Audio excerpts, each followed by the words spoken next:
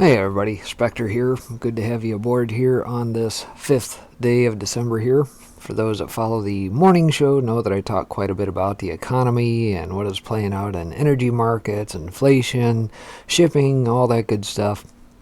This morning I wanted to bring a couple articles, probably going to break this into two parts here just for the sake of time. Talking about fiat currency, sound money, a couple things along those lines, and let's just get into it here. The first of which is a pretty good article that came out of Gold, Switzerland here in recent days from Egon von Greyer's, talking about evil is the root of all fiat money. So you think that money is the root of all evil? Have you ever asked what is the root of all money?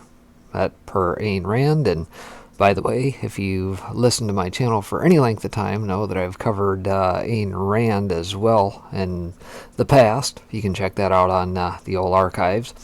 Money used to be a stable medium of exchange and a store of value, but that was in the days when there were sound monetary principles, mostly backed by gold or silver. Since 1913, and especially since 1971, there is no discipline and no morals when it comes to the issuing of money, as unlimited amounts of fiat money is printed at will. It says, in today's fiat money world, there is only one answer to Rand's question. What is the root of all money? Namely, evil is the root of all fiat money, according to Egon von Greyer's. Says on the IMF, the International Monetary Fund website, there is an article stating that money is something that holds its value. The meeting of bankers and politicians on Jekyll Island in November 1910 laid the foundations for the Federal Reserve Bank. 3 years later, in 1913, the Fed was founded. From that moment on, private bankers were running the U.S. monetary system, including the printing of money. But the British pound, backed by gold until 1931, was the global currency of choice until then. So currency systems are ephemeral. The Bretton Woods Agreement in 1944 established a new currency system based on the dollar. From that time, all major currencies were pegged to the U.S. dollar, and the dollar itself was pegged to gold at $35 an ounce. The dollar thus became the world's reserve currency, bolstered by big gold reserves. These were accumulated gradually from the early 1900s to the late 1940s. The U.S. received payment in gold during World War II from its sales of arms and other supplies. As a chart below shows, the gold holdings grew from virtually nothing in the early 1900s to 22,000 metric tons by 1947. Over the following 25 years, 14,000 tons were sold, and U.S. gold reserves are now alleged to be 8,000 tons.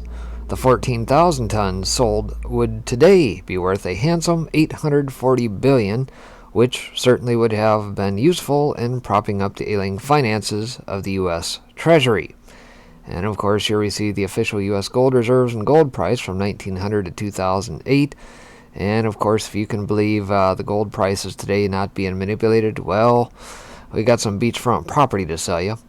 Either way, it says most of the U.S. gold was sold at a measly $35 per ounce, which tells us that the U.S. made an opportunity loss of $794 billion. And the people in charge of the Treasury and the Fed are supposed to be money experts. Maybe you should use air quotes around that term. This tells us again that they don't understand gold and they don't understand history. They clearly don't understand money either. Still, they are only hired hands and temporary custodians of U.S. gold and the U.S. finances and never have to directly suffer the consequences of their actions. As Ayn Rand said, you can avoid reality, but you cannot avoid the consequences of avoiding reality. In the current era of the golden calf and instant gratification, no leader, politician, central banker, or commercial banksta ever has to suffer the consequences of his own actions. Profits are always privatized, and losses, without fail, socialized. Whatever deficits or debts a president or prime minister causes, the consequences when he retires are fees in the millions for just selling his name. And the bankers continue to collect their bonuses and options whatever losses they incur. So most of these individuals don't ever have to bear the consequences of their actions. Instead, normal people bear the consequences through taxes and decreasing benefits like pensions, health care, and a much lower standard of living. Gee, does that look a lot like what is playing out here today? Anyway, U.S. 90 years of deficit. Since 1930, the U.S. government has had budget deficits every year, except a couple of years in the 1950s and 1960s. The Clinton surpluses were fake due to false accounting. So, for 90 years, the most powerful economic power in the world has been living on borrowed money and borrowed time. The consequences are blatant and for most people to see, if they care to look, but their government won't tell them, and the media is too ignorant to understand it. Probably not even 1% of Americans understand that their leaders and banksters are destroying their money on a daily basis. How many Americans would understand that since 1971, their U.S. dollar has lost 98% of its purchasing power? Virtually nobody realizes that the dollar only buys 2% of what it bought in 1971. And I guess I'll pause right there and say this. You've heard me talk seemingly ad nauseum that in the last 18 plus months since the onset of this scamdemic, $80 billion worth of treasuries, $40 billion worth of mortgage-backed securities by the Fed printed every single month. What do you think that has done to the purchasing power of the dollar? And what does that have to do with the inflation, the tax on everybody at this point in time? You still being able to buy as much and throw in your shopping cart today as you were 18 months ago? Of course not. Carrying on, it says, and what did President Nixon tell his American compatriots in 1971 when he took away the gold backing of the dollar? The effect of today's action will be to stabilize the dollar. So a dollar fall of 98% so far, another 100% to go. The chart below shows how the dollar was stabilized. A 98% fall of the dollar doesn't look very stable to me. Instead, it looks chaotic and catastrophic. And that's from 1971, gold price at $35 an ounce, to today, gold at $1,780. If you believe that, again, that's to say if that is or is not manipulated. That's for you to decide. We know it has played out through LIBOR and things of that nature. Anyway, U.S. deficits are growing exponentially. Now, back in 2016, when Trump was elected, I forecast that the U.S. debt would be $28 trillion at the beginning of the next presidential period in early 2021. Few forecasters predicted an $8 trillion increase for the period after 44. But I am no genius. The trick was easy. Just look at history. Since Reagan became president in 1981, U.S. debt has, on average, doubled every 8 years. A simple extrapolation meant 28 trillion debt at the halfway stage and 40 trillion in 2025. But as the table shows below, I have now revised my forecast and am projecting 50 trillion by 2025. And here we see that depicted, U.S. chronic deficits and debt. Says the U.S. government is currently spending $7 trillion annually, but the tax revenue is only $4 trillion. So there is a real annual deficit of a mere, just $3 trillion, or 43% of the U.S. budget. Now, how can anyone believe that the U.S. can repay a debt of currently $29 trillion and rising to $50 trillion with an annual deficit of $3 trillion, a deficit which is rising exponentially?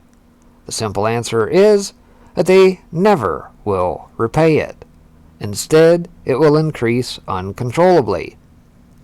As I said at the beginning of this article, evil is the root of all fiat money, as a 50-fold increase in the U.S. debt since 1981 can only be achieved through corrupt means. And don't believe that the Fed will really taper that $120 billion a month that they are printing. They have declared a $15 billion tampering program, but that is a fake taper, as my colleague Matt Piepenberg wrote about. As expected, they are cooking the books, giving with one hand and taking back with the other one. Plus, to change. The more it changes, the more it stays the same. So now we flash forward to COVID, yet another variant with Omicron. So now the world is yet another COVID variant. It seems as every time COVID recedes, another variant appears. European countries are starting to lock down again. In the UK, there were initially only 2 cases of the Omicron variant. Still, based on those 2 cases, Switzerland implemented a 10-day quarantine for UK visitors, and more countries are likely to follow. Now, at this point, nobody knows the severity of the Omicron variant, but still countries are locking down. It is believed that Omicron has around 32 mutations, and that current vaccines might not be effective. So now, Big Pharma will come up with a new jab to be taken in addition to boosters and normal annual flu vaccines. It is a wonderful position for Big Pharma to be both expert advisor and beneficiary of COVID. The billions and trillions will keep rolling in. So now the consequences. We are not medical experts. There seems to be a few impartial ones around, but we do understand the economic consequences. In September 2019, major central banks gave the signal that they would do what it takes to keep the financial system afloat. Now, COVID, which officially arrived early in 2020, was, of course, the most perfect excuse for starting yet another massive program of unlimited money printing. Some people even believe that it was started deliberately, but that could hardly be possible. Whatever the severity of the new COVID variants, it is crystal clear that the world will suffer economically, financially, as well as socially. In other words, all these additional problems are landing on a world which is morally and financially bankrupt. All the king's soldiers and all the king's printed money will not put this Humpty Dumpty world together again. So now we got a perfect recipe for disaster. Let's look at the ingredients. Global debt of $300 trillion growing exponentially. It was $100 trillion in the year 2000. Rapidly increasing deficits in most major and developing economies. $1.5 trillion plus in derivatives, which will be worthless when counterparties fail. An epic everything bubble in all asset classes, stocks, bonds, property. An asset bubble which will implode since it is based on fake money. Social and moral decadence. No statesman as leader in any Western country, so no chance of rescue. A flu of relatively modest proportions which will lock down the world for a 3rd year. A financial system which is on the verge of collapse. Inflation which will lead to hyperinflation. Fiat money of zero value which is created hand over fist. And a currency system which will lose 100% from here as history tells us. See, the above factors are the inevitable consequences of a financial and currency system that was doomed to fail when it was first devised by a few banksters on Jekyll Island in 1910. As I said at the beginning of the article, evil is the root of all fiat money. Greed is a cardinal sin, and the banksters and politicians at Jekyll Island were definitely clear of the consequences of their actions. With more than 100 years of reaping the benefits and creating extraordinary fortunes for a few, they needn't worry. But the rest of the world, that just has debt and no savings, is in for an extended period of misery. It is clearly very appropriate that the decision to take control of the money took place on Jekyll Island. If we look up the meaning of Jekyll, we find a person with very different sides to their personality, one good and the other evil. Clearly, the appearance that the Fed would like to project to the world is the goodness of being the guardian and savior of the financial system. The purpose agreed at Jekyll Island was the evil purpose to take control of the monetary system for the benefit of the private banksters, who would own and control the Fed. Now, many of the best things in life are free. Now, I don't like being a Cassandra predicting doom and gloom that few will believe, but these are the consequences that history teaches us time and time again. But sadly, everyone thinks it is different today. Since every currency system in history has collapsed, it is quite a certain bet that this one will too. For the few who have savings, wealth preservation in physical gold and silver is essential as insurance against yet another failed currency and financial system. And for everybody, it is important to remember the most important things in life are family and friends. Helping others in difficult times is critical. Remember also that many wonderful things in life are free. Conversations, books, music, and nature. So a pretty interesting piece there out of Gold, Switzerland. And to kind of carry that theme forward here, is this guy out of the Mises Institute here recently says when fiat currency stops being money. A good piece written by Daniel Lacal here for Mises. Says most emerging and developed market currencies have devalued significantly relative to the United States dollar in 2021, despite the Federal Reserve's aggressive monetary policy. Furthermore, emerging economies that have benefited from rising commodity prices have also seen their currencies weaken despite strong exports. As such, inflation in developing economies is much higher than the already elevated figures posted in the United States and the Eurozone. Now, the main reason behind this is a global currency debasement problem that is making citizens poorer. Now, most central banks globally are implementing the same expansionary policies of the European Central Bank and the Federal Reserve System, but the results are disproportionately hurting the poor as inflation rises, particularly in essential goods and services, while fiscal and monetary imbalances are increasing. So many emerging economies have implemented a very dangerous policy of boosting twin deficits, fiscal and trade deficits, under the misguided idea that it will accelerate growth. Now, growth and recovery estimates are coming down, but monetary imbalances remain. Therefore, most currencies are falling relative to the US dollar. The policies implemented by global central banks are as aggressive or even more so than those of the Federal Reserve, but without the global demand the US dollar enjoys. If global nations with sovereign currencies continue to play this dangerous game, local and international demand for their currency will evaporate, and dependence on the US dollar will rise. More importantly, if the Federal Reserve continues to put its global reserve status to the test, all fiat currencies may suffer a loss of confidence and a move to other alternatives. Do we have any other alternatives out there at the moment? Gold, silver, Bitcoin? I don't know, just a thought.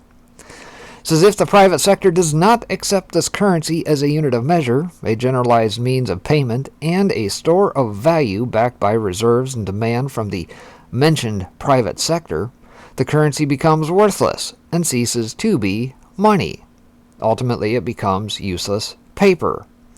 Examples of state currencies that are neither a store of value nor a generally accepted means of payment are many. From the sucre in Ecuador, which disappeared, to the Argentine peso or the Venezuela bolivar, the examples in history are innumerable. In Cuba, inflation is now estimated at 6,900% due to the lack of demand for a worthless currency with no real demand or reserves to back it. Now, once this sort of thing happens, the state does not create money. It simply issues a means of payment, the currency, using the credibility of private sector demand to issue its promissory note.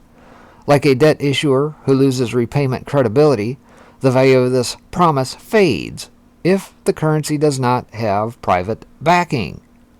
More importantly, the value of the currency and its use is not decided by the government. It is decided by the last private sector agent who accepts the promise of payment because they assume that it will maintain its value and its acceptance as a medium of payment. Now, as such, when a government creates many more of these increasingly worthless promissory notes, far outstripping the real local and international demand, the effect is the same as a massive default. The government is simply impoverishing the citizens who are forced to use the currency and destroying the credibility of the value of the government's promissory notes. What do you mean? I'm good for it, right? Wrong. When a state creates a currency without real reserve backing or demand, it destroys money. When the government issues currency, promises of payment, that are neither a store of value, nor a generally accepted means of payment, nor a unit of measure, it not only does not create money, it destroys it by sinking the purchasing power of the poor captive citizens, who are forced to accept its notes and little pieces of paper, government officials, pensioners, etc. This is what we are seeing in many nations all over the world. A massive salary and savings slash created by government intervention on the monetary balance to its own benefit. Governments benefit from inflation because they pay their debt in a currency of diminishing value, and they impose a cut to the price they pay for wages and the services of the sectors that provide service to the issuer of currency. Even in developed nations with relatively stable currencies, inflation is a big benefit for governments to collect higher revenues from the money-based taxes, wages, profits, and sales taxes, and it's a big negative for savers and real wages, like you and I. Now, some say that the workers may benefit because wages will rise in tandem with inflation. This is simply incorrect. Wages, at best, may rise with consumer price index, which is a very weak measure of inflation and is a basket created by the government bodies to lower real inflation in an average of combined goods and services. However, even if you consider the consumer price index, the vast majority of workers do not even see a rise in wages that compensates for the index rise. That is why median real wages are falling in the United States. Those who say that the state can always create money and spend it, and only has to create the money it needs to finance the public sector because it will be accepted by the rest of the economic agents, should be obliged to receive their salaries in Argentine pesos and enjoy the experience. So that a very interesting piece from Daniel Lacal, kicked over to Mises here recently. But again, this is part of a two-part series net that I'm going to kick out here to help you understand where things are, what is playing out, as the Fed has obviously partaken in a grand exercise under the rubric of this scamdemic we know as COVID to inflate the living crap out of our dollars and debase our currency yet further. And as evidenced by the previous article where I showed that since 1971, the dollar has lost 98% of its purchasing power. Now imagine, if you will, that over the last 18 months we have increased the amount of dollars in circulation, probably about another tenfold. Let's throw in some numbers around here. But nonetheless, at no point in time in history have we ever printed as many dollars as we have over the last 18 months in the history of the Federal Reserve. And what do we expect is going to happen? Are your wages keeping up with inflation? Are you able to buy and stretch your dollars as far as they used to go just merely not even 2 years ago? I think not. So again, I'll finish this up on a second part here talking about selling money. Look for that here shortly. Otherwise, take care. God bless. We'll see you back on the next one.